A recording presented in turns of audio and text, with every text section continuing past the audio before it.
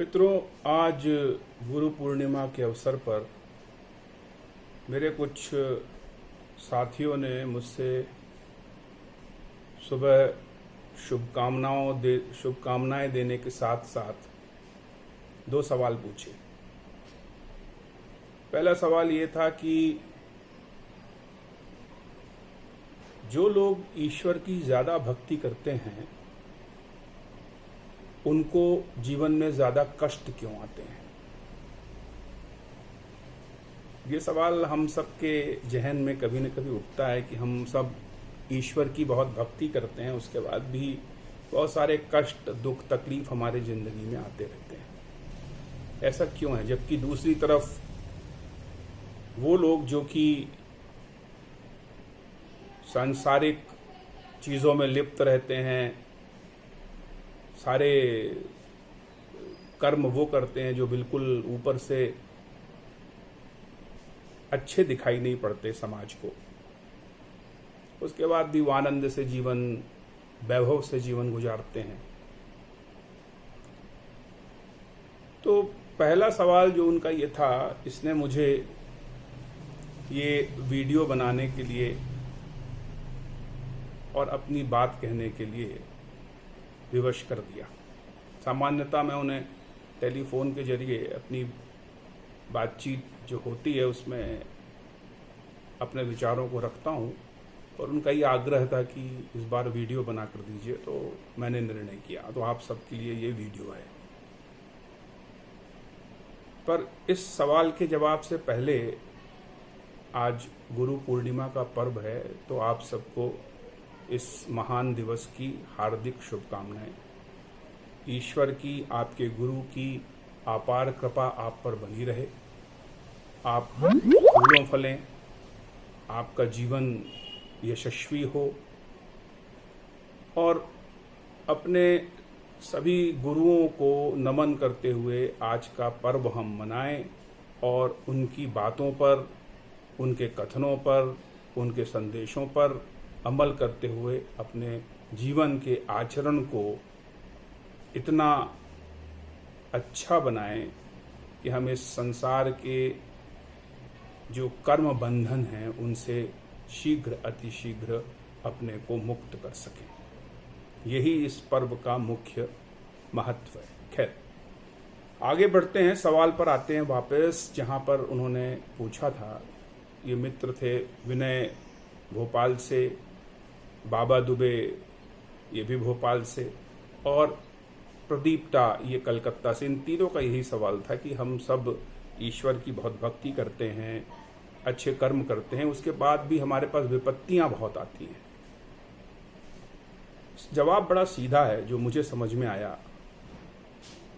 आप ईश्वर की भक्ति करते हैं तो इस भक्ति के रूप में आप करते क्या हैं? आप ईश्वर के पास जाना चाहते हैं, आप ईश्वर से निकटता चाहते हैं। और जब आप ईश्वर से निकटता चाहते हैं तो ईश्वर के निकट जाने के बीच जो सबसे बड़ा अवरोध है वो है आपके कर्म बंधनों का। ये कर्म बंधन प्रारब्ध भी हो सकते हैं, ये वर्तमान भी हो सकते हैं। ये जो कर्म बंधनों की ईंटें आप और ईश्वर के बीच लगी हुई हैं, इन कर्म बंधनों की ईंटों को दूर करे बिना आप ईश्वर के सानिध्य में जा नहीं सकते, ईश्वर के नजदीक जा नहीं सकते। अब आप भक्ति क्या करते हैं? भक्ति करते, हे प्रभु तुम मुझे अपनी शरण में लो। या तो आप भक्ति की प्रक्रिया परिवर्तित कर दें और आप ये कहना शुरू कर दें कि हे प्रभु मुझे धन दे, हे प्रभु मुझे संतान दे, हे प्रभु मुझे धान्य दे, हे प्रभु मुझे वैभव दे, ऐशो आराम दे। बात खत्म। आप ईश्वर को प्राप्त करने की इच्छा रखिए ही नहीं जब आप पूजा करते हैं, या जिसको आप कहते हैं हम प्रार्थना करते हैं या ईश्वर की भक्ति करते हैं। आप ये भावना रखिए नहीं कि मुझे ईश्वर चाहिए, या ये भक्ति का आशय ईश्वर का सानिध्य प्राप्त करना है। ये विचार ही मन से निकाल दीजिए, फिर देखिए कि आपकी प्रार्थना किस स्वरूप में स्वीकार होगी। पर अगर आप ईश्वर से जुड़ाव चाहते हैं, ईश्वर से सानिध्य चाहते हैं, ईश्वर से प्रेम चाहते हैं, ईश्वर के पास जाना चाहते हैं, उसके दर्शन करना चाहते हैं, उसका अनुभव करना चाहते हैं उसका अनुभव, और दूसरी तरफ आप चाहते हैं कि माया के बंधनों से आप मुक्त ना हो। ये कैसे संभव है? ईश्वर के पास जाने के लिए सबसे पहले माया के बंधनों को शिथिल करना पड़ेगा, जिससे आप जकड़े हुए हैं। आपकी आत्मा जकड़ी हुई है, आपका विवेक जकड़ा हुआ है, आपके ज्ञान चक्षु जकड़े हुए हैं, आपका विचार जकड़ा हुआ है, आपके शरीर का हर अंग उस माया के बंधन से बंधा हुआ है, और आप ईश्वर के पास जाना चाहेंगे तो कैसे उसका सानिध्य मिलेगा? तो ये जो कर्म की ईंट रूपी दीवारें आप और ईश्वर के बीच में हैं, उसको बिना हटाए ईश्वर के सानिध्य में आप जा कैसे सकते हैं? क्योंकि जितना आप ईश्वर के पास जाना चाहते हैं ना, अपनी प्रार्थनाओं के जरिए, अपने तप के जरिए, अपनी पूजा के जरिए, उतना ही ईश्वर आपके पास आना चाहता है। पर बीच में ये कर्म बंधनों की दीवारें, तो इसको तोड़ने की कोशिश करनी शुरू होती है। अब जितनी आपकी प्रार्थना उसके प्रति बढ़ रही है, जितना आपके अंदर उससे मिलने की लालसा बढ़ रही है, उतनी ईश्वर के मन में भी आपसे मिलने की लालसा बढ़ रही है। ये टिट फॉर टैट है। जैसा आप अपनी भावनाएं रख रहे हैं, वैसे ही परमपिता आपके प्रति अपनी भावनाएं रख रहा है। अब आप मांग रहे हैं उससे मिलाप, तो वो भी आपसे मिलने के लिए व्याकुल है, तत्पर है। तो उसको, आपकी ईंटों को, जो कर्म रूपी ईंटें हैं, उनको हटाना पड़ेगा। अगर प्रकाश आपको चाहिए तो आप दीवाल के उस पार बैठकर तो प्रकाश प्राप्त नहीं कर सकते ना। आपको दीवाल हटानी पड़ेगी, आपको खुले स्थान पर जाना पड़ेगा जहां सूर्य का प्रकाश आपको मिले या कोई भी प्रकाश आपको मिले। तो उस स्थान पर जाना पड़ेगा जहां सूर्य चमक रहा है, यानी बाहर जाना पड़ेगा, दीवार से निकलकर दीवार के उस पार जाना पड़ेगा, तब सूर्य का प्रकाश मिलेगा। तो ये ईश्वर रूपी प्रकाश पाने के लिए जो बीच की ब्रिक्स हैं, जो ईंटें हैं, जो आपके कर्म बंधनों के कारण आप और ईश्वर के बीच में बनी हुई हैं, उनको हटाने की शुरुआत करता है। अब जब वो हटेंगे, कर्म बंधन हटेंगे, तो दुख, संकट, समस्याएं आपके सामने आ सकती हैं। अब ये ईंटें हटी, आप ईश्वर के नजदीक पहुंचे। दुख और संकट में आपने ईश्वर को और ज्यादा पुकारा, है प्रभु मैं तो तुमसे मिलना चाहता हूं। तो ईश्वर के ब्रिक्स हटाने की, ईंटें हटाने की गति बढ़ी, क्योंकि उतनी ही लालसा जितनी आपके मन में उससे सानिध्य प्राप्त करने की है, उतनी ही तो परमपिता परमात्मा के अंदर है। जितना चीज आपके मन में उसको पाने की है, उतनी ही इच्छा उसको भी आपको अपने अंदर समाहित करने की है। जैसा आप चाहते हैं ना, जिस चीज को आप पाने की कोशिश जितनी अधिक करते हैं, वो चीज भी आपकी तरफ आने की उतनी ही कोशिश करती है। प्रकृति का नियम है।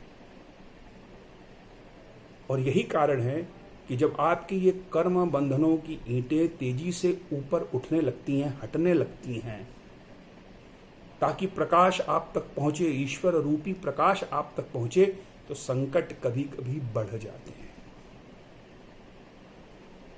और इसीलिए कई बार हमको ये महसूस होने लगता है कि ईश्वर भक्तों के ऊपर संकट ज्यादा आते हैं।